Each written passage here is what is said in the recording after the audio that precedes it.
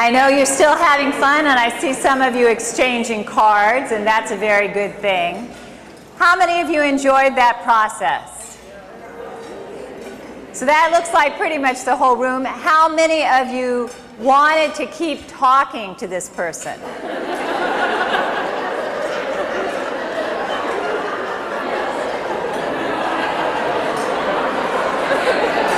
How many of you found that you had a fair amount in common with this other person? Yes. Thank you. And you know, that's a real problem, particularly for women entrepreneurs. We have a tendency to give ourselves away and do everything else for everybody else. So one of the things I would encourage you to do is spend some time thinking about what it is you love to do for fun, what brings you joy.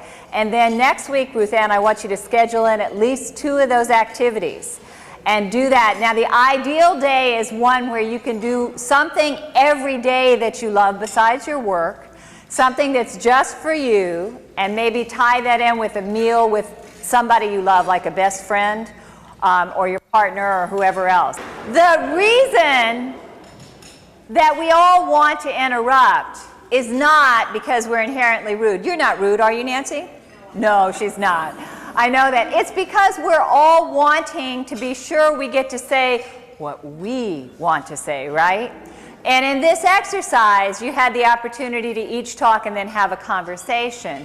So one thing you can do when you're talking to somebody and you really, inside, the little kid is going, ooh, ooh, ooh, ooh, I want to say something, kind of like Nancy, right?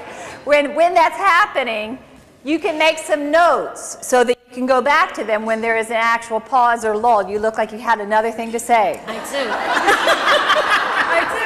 Why am I not surprised? Well, because this is all part of how when I speak to my customers and they're telling me something, I show a personal interest. So when they're at a certain point in telling me something, I'm letting them know I'm listening by commenting on what they're telling me. That's what my difficult thing was. Isn't that great? That's wonderful. Give her a round of applause again, please.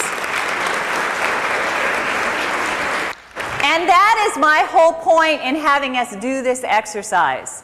The best way to bond with your customers is to find out not only about the person that they're sending a basket to, but about them.